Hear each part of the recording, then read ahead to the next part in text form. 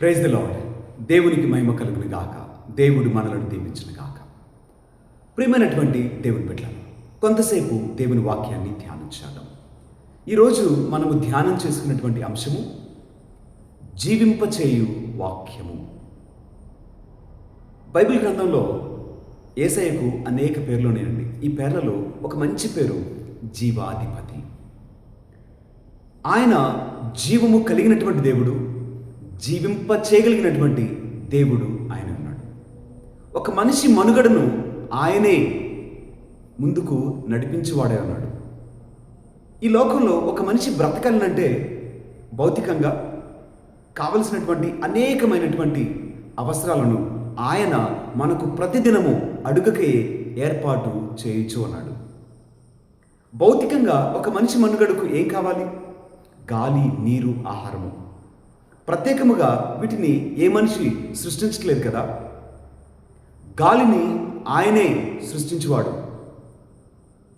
నీటిని ఆయన సృష్టించువాడు, ఆహారమును కూడా ఆయనే మనకు కావలసినంతగా సమృద్ధిగా దయచేవాడు.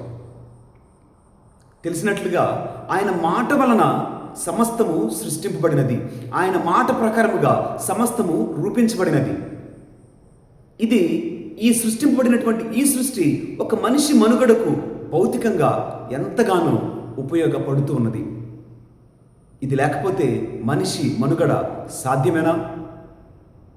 మనిషి మనుగడకు మరింకా వేరే ఇతర మార్గాలు ఏమైనా ఉన్నవా అంటే లేవని మనందరికీ కూడా తెలుసు.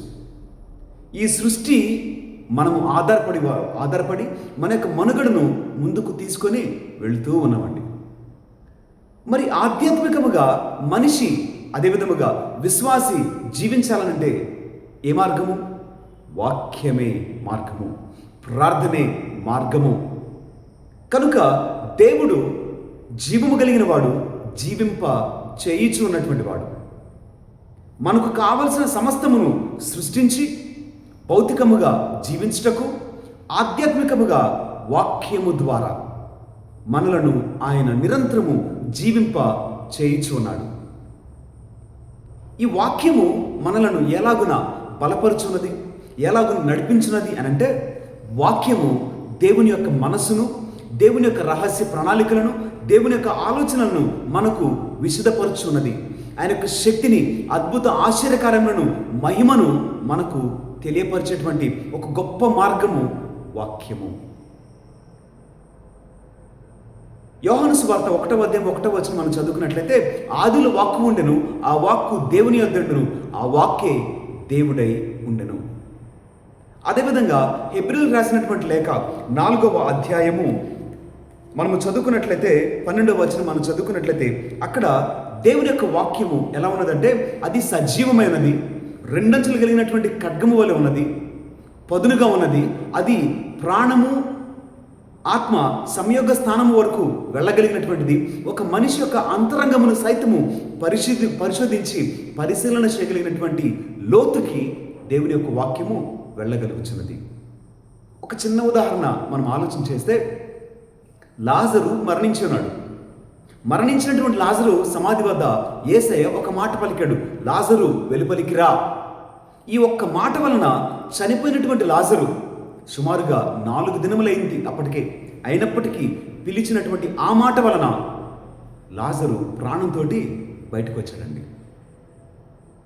ఈరోజు మనం చదువుకున్నటువంటి సువిశేష పట్టణంలో కూడా మత్తయి సువార్త 13వ అధ్యాయము 1వ వచనం నుంచి మనం చదువుకున్నట్లయితే, అక్కడ ఒక ఉపమానం ద్వారా యేసయ్య వాక్యం యొక్క ప్రాముఖ్యతను, వాక్యం యొక్క శక్తిని, మహిమను మనందరికీ ఆయన తెలియచేస్తున్నాడు. విత్తనములు విత్తుటకు వెళ్ళినటువంటి ఒక వ్యక్తి విత్తనాలు విత్తాడు. అయితే కొన్ని విత్తనాలు త్రోవ పక్కన పడ్డాయి, కొన్ని విత్తనాలు ముళ్ళ పొదలు పడ్డాయి, కొన్ని విత్తనాలు రాతి నేలపై పడ్డాయి, మరికొన్ని సారవంతమైనటువంటి స్థలములో పడ్డాయి.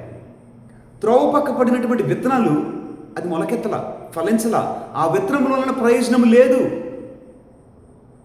మరికొన్ని విత్తనాలు రాతి నేలపై పడ్డాయి, ఆ పడినటువంటి విత్తనాలు త్వరగా మొలకెత్తాయి, ప్రాణం ఉంది, ఫలించాయి.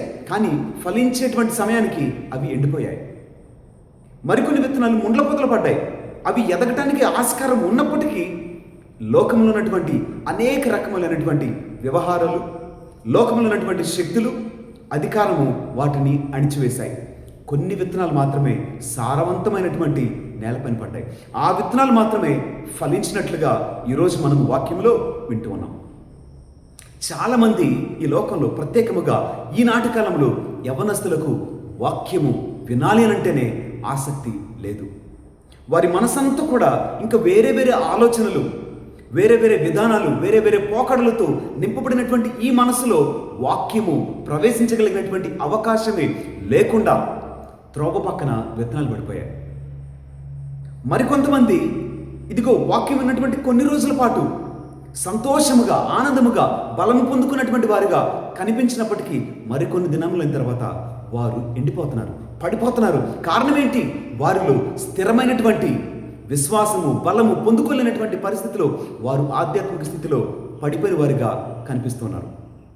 మరికొంతమంది అయితే వారు దేవుళ్ళు బలపడాలని ఆశపడినప్పటికీ వారి కుటుంబమే వారికి ఆటంకముగా మార్చబడవచ్చు, స్నేహితులు ఆటంకంగా మార్చబడవచ్చు, వారి గత జీవితము ఆటంకముగా, అభ్యంతరముగా మార్చబడవచ్చు. ఈ లోకంలో ఉన్నటువంటి శక్తులు, అధికారులు వారిని అణిచివేయచ్చు. కానీ కొన్ని మాత్రమే సారవంతమైనటువంటి నేలలో పడినటువంటి విత్తనాలు. ఇక్కడ మనము ఆలోచించేద్దాం. విత్తనము విత్తబడినప్పుడు అది మంచిదా చెడ్డదా? అది మంచి విత్తనమే కదా. ఆ విత్తనము ఫలించాలని కదా ఆశపడినటువంటి రైతు విత్తనాన్ని విత్తుతున్నాడు. అది ఉన్నతముగా ఫలించాలని ఆశపడుతున్నాడు కదా. అయితే విత్తనంలో లోపం ఉన్నట్లా? విత్తిన మనిషి లోపం ఉన్నట్లా? కాదు కదా. ఏ స్థలములో పడిందో ఆ స్థలమే సమస్యగా మార్చబడింది. ఈ స్థలము ఏదో కాదు, లోకమే. ఈ స్థలము నీ మనసే, ఈ స్థలము నీ ఆలోచనే, ఈ స్థలము నీ మనస్సాక్షే. ఎలా ఉన్నది ఆలోచించేయి. ఈ విత్తనము నీ జీవితంలో ఎందుకు ఫలించట్లా? ఎంతోమంది కఠినమైనటువంటి మనుషులను, కఠినమైనటువంటి మనస్సును మార్చగలిగినటువంటి ఈ వాక్యము ఎందుకని కొంతమంది జీవితంలో ఫలించట్లా? మూర్ఖులకు ఈ వాక్యము ఎలా కనిపిస్తుందో తెలుసా అండి? వెర్రితనంగా కనిపిస్తుంది. కానీ ఇది నమ్మిన వారికి ఇది శక్తి, ఇది ఆధ్యాత్మిక శక్తి.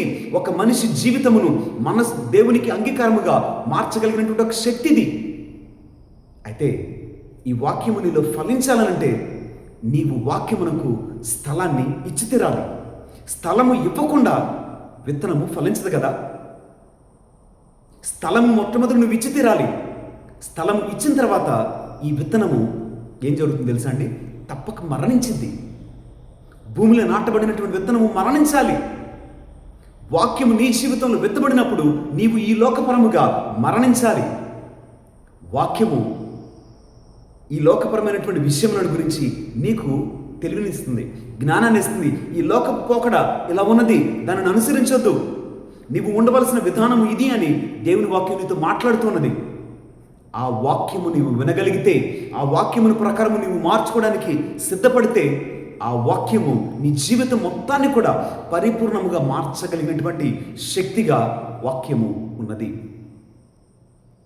ఈనాడు మనం చదువుకున్నటువంటి 2వ పట్టణంలో 2వ వాక్యం, రోమిలికి రాసినటువంటి లేఖలో 8వ అధ్యాయంలో పౌలు గారు మాట్లాడుతున్నారు. శ్రమను గురించి మాట్లాడుతున్నారు. ఎందుకు శ్రమ? ఎలాంటిది శ్రమ అనంటే నీ జీవితమును మార్చుకోవటం ఇది శ్రమతో కూడింది.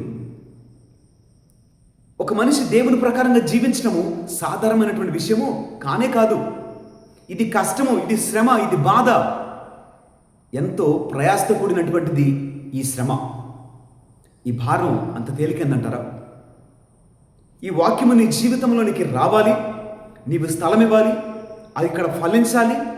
అది విత్తబడి ఫలించిన రోజున అది ఉన్నతముగా ఫలితాన్ని ఇవ్వగలుగుతుంది. కానీ చాలామంది శ్రమ పడటానికి ఇష్టపడట్లేదు కదా. శ్రమ ద్వారానే సంతోషం ఉన్నది, శ్రమ ద్వారానే నీకు రక్షణ ఉన్నది, శ్రమ ద్వారానే నీవు జీవింపచేయబడతావు. ఏంటో తెలుసా కారణము? ఈ లోకపరముగా నీవు దూరం అవుతూనే ఉన్నావు, దేవుని ప్రకారంగా దగ్గరికి జరుగుతూనే ఉన్నావు. దేవుని ప్రకారంగా దగ్గరికి జరుగుతూ ఉండగా ఈ లోకంలో అనేక శ్రమలు రావచ్చు, కష్టాలు రావచ్చు, బాధలు రావచ్చు. అయినప్పటికీ కూడా నీవు జీవాన్ని పొందుకుంటూ ఉన్నావు, నీవు జీవింపచేయబడుతూ ఉన్నావు. దేవుని యొక్క వాక్యము వలన మనలో జీవము సమృద్ధిగా నింపబడుతూనే ఉన్నది. ప్రియమైనటువంటి దేవుని బిడ్డ, మరి ఈ గొప్ప వాక్యానికి మనమిచ్చేటువంటి విలువెంత? జీవింపచేయు వాక్యము మనలను మార్పు చేయుచుండగా, ఫలించగలిగినట్లుగా మన జీవితాన్ని మార్పు చేయడానికి ఈ వాక్యమునకు మన జీవితంలో స్థలము ఉన్నదా? ఈ వాక్యమునకు సమయము ఉన్నదా? ఈ వాక్యము గద్దింపునకు నీవు లోబడుతున్నావా లేదా? ఒకసారి ఆత్మపరిశీలన చేసుకుందాం. ఆత్మపరిశీలన చేసుకొని దేవునికి ప్రార్థన చేద్దాం. ఈ వాక్యము మన జీవితంలో ఫలించినట్లుగా, ఈ వాక్యము ద్వారా మనము కట్టబడినట్లుగా, దేవునికి దగ్గరగా మార్చబడి మనము నిరంతరము నిత్యము జీవించినట్లుగా ఈ వాక్యమును అంగీకరించి వాక్యము ప్రకారముగా కట్టబడదాం. దేవుడు మనలను దీవించును గాక. ఆమేన్.